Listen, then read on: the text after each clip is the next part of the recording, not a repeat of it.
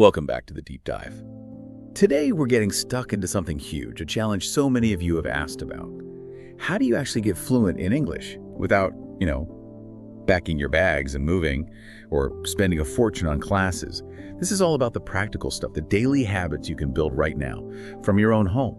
We've got through a ton of great source material, really distilled it down, and it looks like it boils down to 15 core steps, simple, actionable things.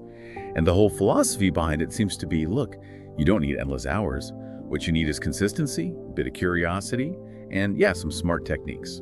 That really is the core idea, isn't it? It's about shifting perspective. If English feels like this subject you have to study, like for an exam, well, that's restrictive. Our mission today really is to help you rewire that, to make English less of a chore and more of a lifestyle, something fluid, natural that just happens as part of your day. Exactly, a lifestyle. I like that. So we're going to unpack these 15 habits. We've got them grouped into changing your environment, building active skills, using tech and media smartly, and maybe the most important bit, those mindset shifts. So let's stop thinking study and start thinking live. Where do we begin? Maybe with the space around us. Okay, let's dive into that first part then, transforming your actual space. Because I guess your home environment is either constantly pulling you back to your native language, or it could be, passively teaching you English every minute. The first big idea from the sources is creating this English world at home. Yeah, and this is so foundational. It fights that feeling that learning is artificial, something separate from real life. If English only exists in your study time, your brain just keeps it in that box. So the sources suggest starting really physically with sticky notes. Right, sticky notes. And I can almost hear people thinking, oh, sticky notes, isn't that for kids? But the idea behind it, the mechanic, seems much more sophisticated than just labeling. It's not just sticking fridge on the fridge, is it? That's just passive. The sources say the real power comes from the active part, verbally naming actions as you do them. Precisely. You don't just see the label on the door. You say, maybe just whisper, I'm opening the door, or I'm pouring water. You're creating this running commentary. And the why is fascinating. It's about cognitive bypass. You're building thought patterns directly in English. Normally it's like, idea native language, translate English, slow. This forces a direct link. Idea native English, it effectively cuts out the translation middleman. That makes total sense. You're building a direct connection. But let's be honest, talking to yourself, naming actions, doesn't that feel incredibly awkward at first? Maybe even a bit silly? How do you push past that? Well, you reframe it. It's not talking to yourself randomly. It's rehearsal, like an actor learning lines or mindful practice. That initial awkwardness, it just means you're stretching your comfort zone, which is exactly where learning happens. And remember, the sources emphasize this can be internal monologue most of the time, or just a very quiet whisper. The point is linking the concept of door instantly to the soundo, not your native word first. Okay, I get it. Rehearsal, not madness. And staying with the environment, there's that tech hack. Changing your phone, your laptop, all your devices to English. I admit, my first reaction is always resistance. What if I mess something up? What if I can't find the setting to change it back? That's a really common fear. But think about it. Modern interfaces are so visual. Icons, structure, the context clues are usually strong enough. Your brain adapts surprisingly quickly. And look at the vocabulary you pick up naturally. Settings, download, connect, share, update. It's functional language you see dozens of times a day. It's this constant low-level exposure embedded in habits you already have. That's powerful. It takes learning out of the study box and puts it squarely into life. That idea of embedding it into life, that transitions perfectly into the second habit, doesn't it? Making English a part of your daily routine. Yes, absolutely. Stop thinking of it as an extra subject you have to schedule. Think of it like drinking water or checking the time. It needs to be woven in. The goal here is just maximum exposure, consistent daily contact. And the sources are really clear. You don't necessarily need more time in your day. You need to cleverly swap out the content within your existing habits. Okay, give us some concrete examples. How does that swap look in practice? Right. Think about your day's anchors. What you always do. Scroll social media first thing. Okay, follow some creators who post in English about things you genuinely find interesting. Gardening, gaming, history, whatever. Not just language teachers, but people living their passions in English. Watch the news over breakfast. Try BBC World News, CNN, something similar. Cooking dinner tonight. Find a recipe video on YouTube in English. Ah, I see. You're leveraging your existing interests. If I'm obsessed with baking, my desire to understand the recipe instructions will naturally make me focus harder on the English. The motivation is built in. Exactly that. Passion overrides the difficulty. Your brain connects the words, the actions, the context, the tone. It happens almost automatically with that kind of repetition. You're not memorizing lists, you're acquiring the language naturally. Much more sustainable. And all this exposure, especially that idea of narrating your actions we talked about, that leads right into what feels like the trickiest internal shift. Habit 9, actually thinking in English, trying to stop that translation delay. The translation delay, yes.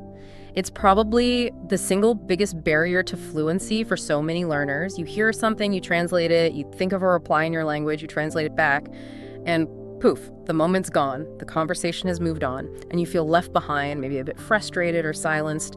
It's a huge mental bottleneck. Yeah, it's like your brain is doing 4 times the work. Here, translate, formulate, translate back. No wonder it's exhausting and slow. Right. So we need to cut out that internal translator. The sources suggest a specific, maybe challenging exercise.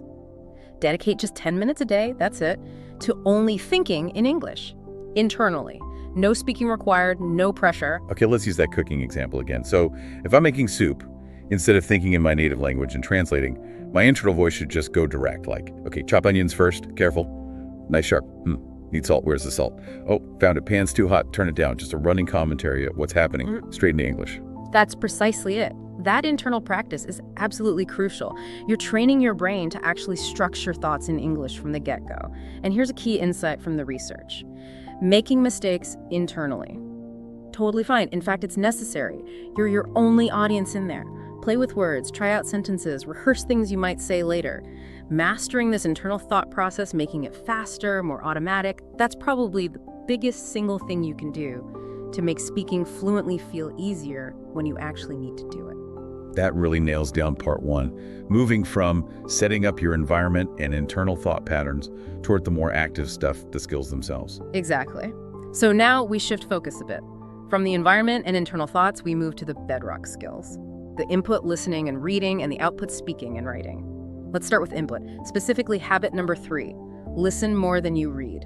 Okay, interesting. The sources really emphasize listening, framing it as maybe the most powerful tool, especially if you don't have someone to practice speaking with every day. It's all about audio immersion. Yes, and what's key here isn't just vocabulary, though you get that too.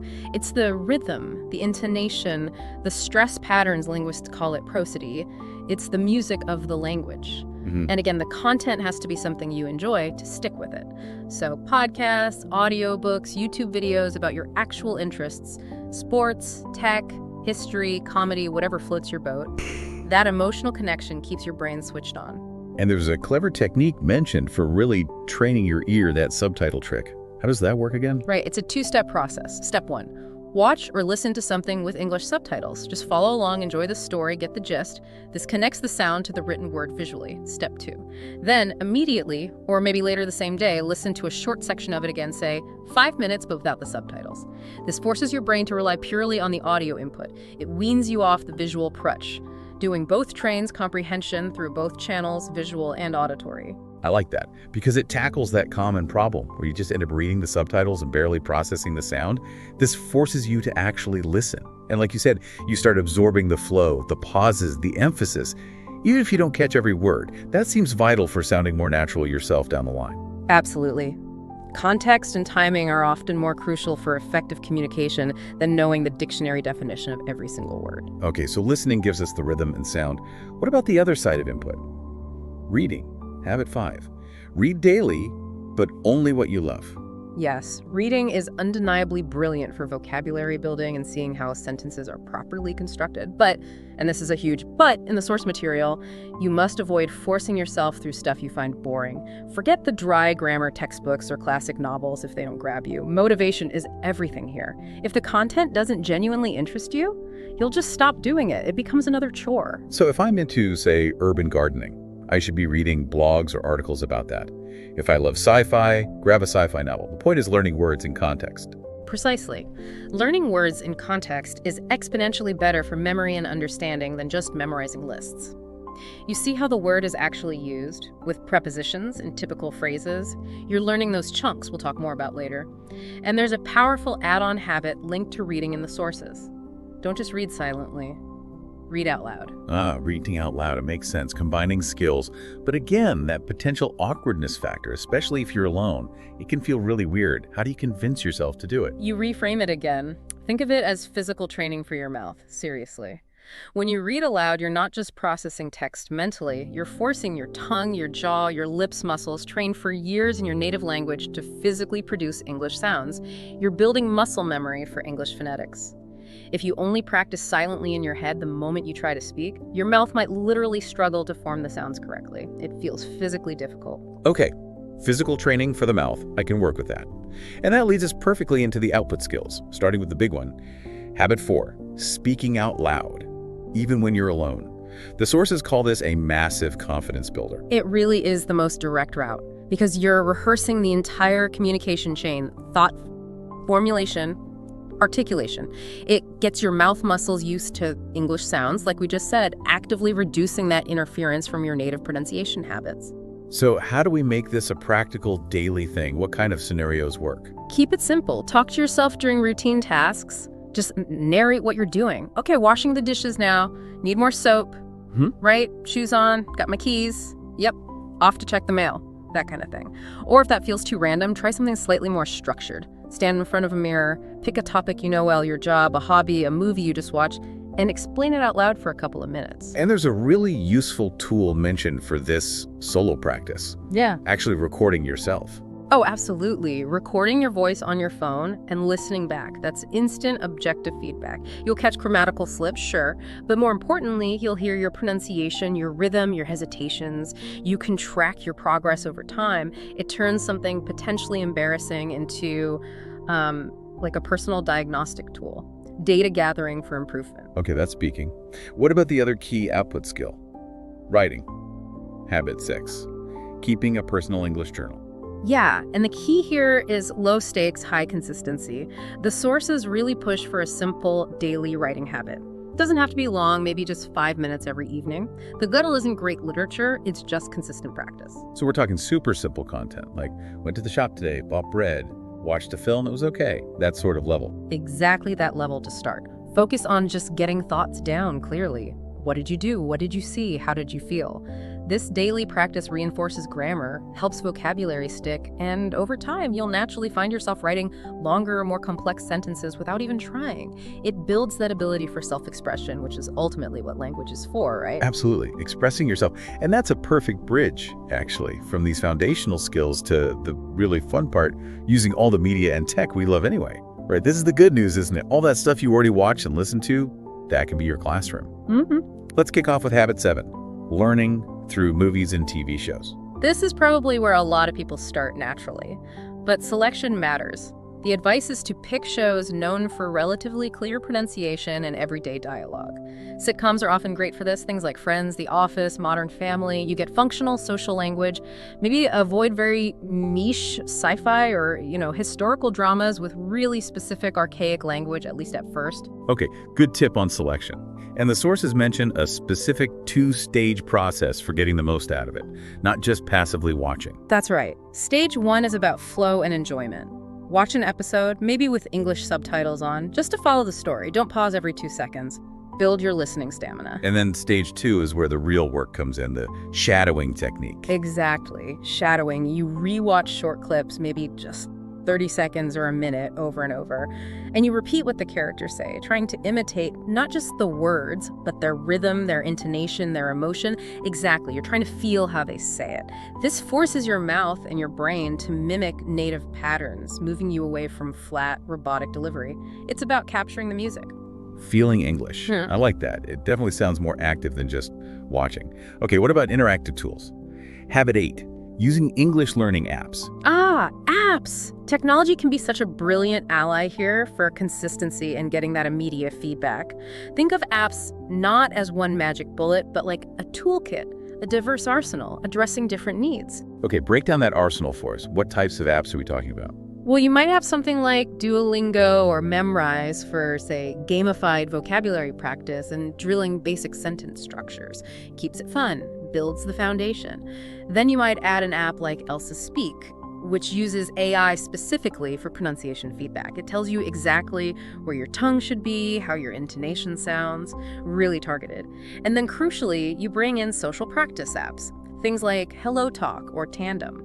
Those social apps sound key for bridging that gap between solo practice and actually talking to people. They are vital, especially learning from home. They connect you for free with native speakers for text and sometimes voice chat. It's low-pressure, real-world practice. You get feedback on your writing, your phrasing, how conversation actually flows. That's gold. And the big advantage of all these apps, as the sources point out, is chipping away consistently. That micro-learning idea, again, even just 10 minutes a day, adds up hugely over time. Absolutely. It's like stretching for 10 minutes every morning versus a massive gym session once a month. The daily stretch keeps you flexible, prevents you from getting stiff, ensures you're always making some progress. Okay, let's switch gears slightly. Something maybe more musical. Habit 12, singing English songs. Yes. Music is incredibly powerful for learning. There's a strong link between music, emotion, and memory.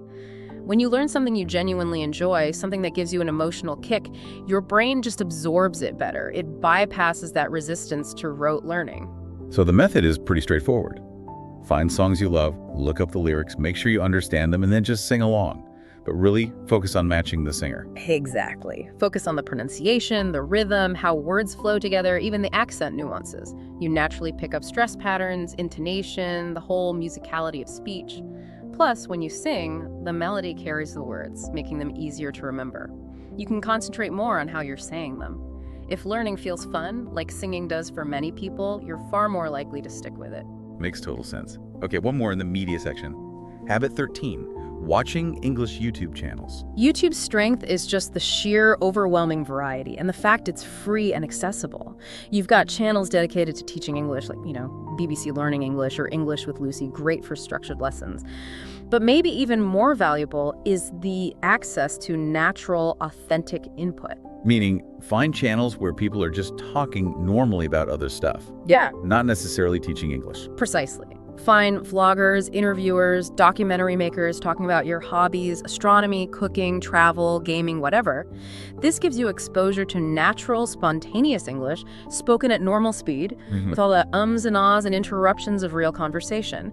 It tunes your ear to how people actually speak, which can be quite different from the careful articulation in language lessons. And you're basically curating your own curriculum based on your interests.